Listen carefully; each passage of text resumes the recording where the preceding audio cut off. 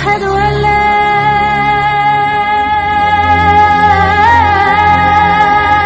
إله إلا الله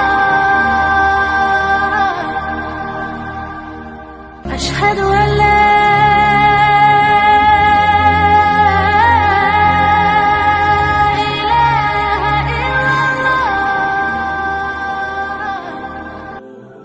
محترم ناظرین کرام، السلام علیکم ورحمۃ اللہ وبرکاتہ۔ اس سے پہلے جو حدیث مقدس پیش کی گئی کہ جو شخص اچھی طرح وضو کرتا ہے تو اس کے جسم سے گناہ جھڑ جاتے ہیں۔ آپ سوچتے ہوں گے کہ گناہ جسم سے جھڑتا ہے مگر دیکھنے میں تو نہیں آتا، پانی تو بالکل اسی طرح پاک و صاف نظر آتا ہے، اگر پانی کے ساتھ گناہ گرتا تو پانی میلا نظر آتا، غلیظ نظر آتا، چنانچہ ذہن و فکر میں مختلف قسم کے خیالات ابھرنے لگتے ہیں۔ ٹھیک یہی سوچ، یہی فکر، یہی خیال لے کر ایک شخص حضرت امام المسلمین حضرت امام اعظم ابو حنیفہ رضی اللہ تعالیٰ عنہ کی بارگاہ میں حاضر ہوا، عرض کیا: یا امام المسلمین، من توضأ فاحسن الوضوء خرجت خطاياه من جسده حتى تخرج من تحت اظفاره، یعنی جو شخص اچھی طرح وضو کرتا ہے تو اس کے جسم سے گناہ جھڑ جاتے ہیں، مگر میں جب وضو کرتا ہوں تو ہمیں کوئی ایسی بات نظر نہیں آتی اور نہ ایسا محسوس ہوتا کہ پانی کے ساتھ ہمارا گناہ گر جاتا ہو۔ حضرت امام اعظم رضی اللہ تعالیٰ عنہ سمجھ گئے کہ اس سائل کو بتانے کی ضرورت نہیں ہے، سمجھانے کی ضرورت نہیں ہے، بلکہ مشاہدہ کرانے کی ضرورت ہے، دکھانے کی ضرورت ہے۔ خود بخود سمجھ جائے گا کہ گناہ پانی کے ساتھ میں گرتا ہے یا نہیں۔ کتاب و سنت کی راہ دنیا کی ہر مسلمہ پہ کر دی روشن، وہ مشعل علم مصطفیٰ ہیں امام اعظم ابو حنیفہ۔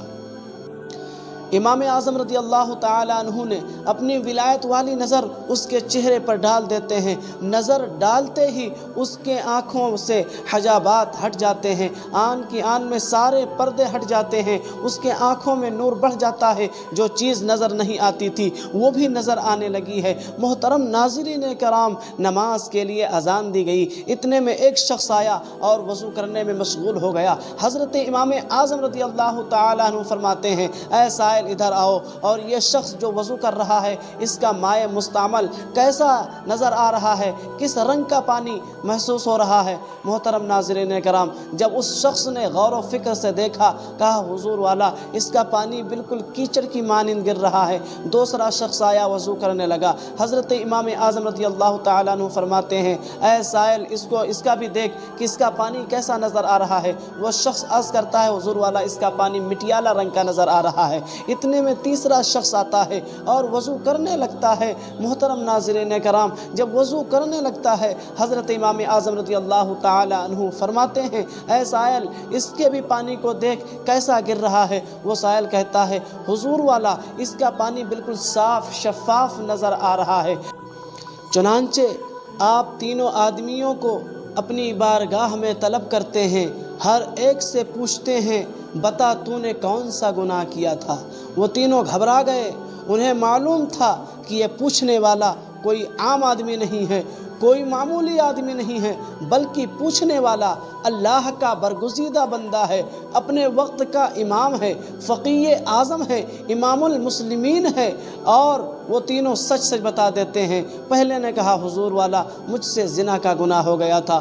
دوسرے نے کہا: مجھ سے جھوٹ کا گناہ ہو گیا تھا۔ تیسرے نے کہا: جب میں ایک نماز پڑھ لیتا ہوں، دوسری نماز کا انتظار میں رہتا ہوں۔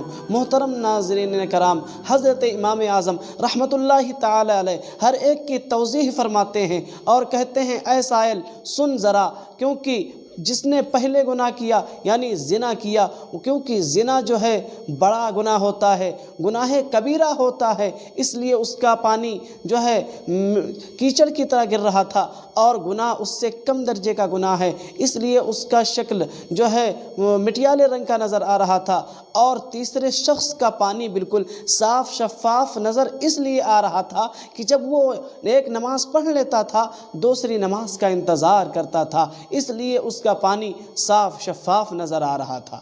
رب قدیر اگر کسی کے سر پر ولایت کا تاج رکھ دے تو اس کی قوت و بصیرت میں اضافہ ہو جاتا ہے، اگر وہ خود دوسرے پر نگاہ ڈال دے تو وہ بھی صاحب نظر ہو جاتا ہے۔ تو مجھے کہہ لینے دیجئے کہ جب عام بشر کا یہ حال ہے تو خیر البشر کا عالم کیا ہوگا، جس کے سر پر اللہ تبارک و تعالی نے نبوت کا تاج رکھ دیا ہے، رسالت کا تاج رکھ دیا ہے، کرامت کا تاج رکھ دیا ہے، محبوبیت کبریٰ کا تاج رکھ دیا ہے۔ اس رسول کی بصارت کا اندازہ کون لگا سکتا ہے؟ اس نبی کی بصیرت کا اندازہ کون لگا سکتا ہے؟